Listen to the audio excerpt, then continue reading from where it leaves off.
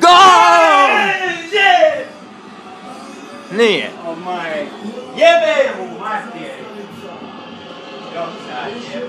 Oh my god. Janić za Ibisevića. Prođe Vedo, jebe mi oj majku.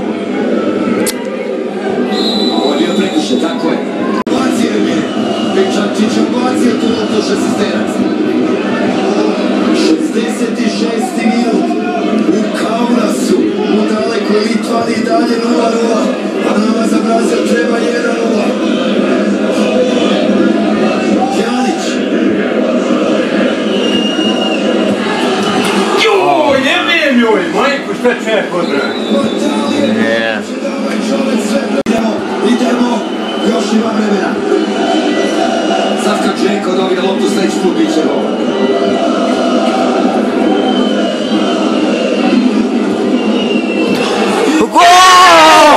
Yes!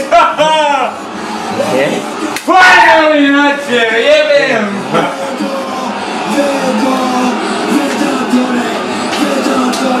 Vedatore!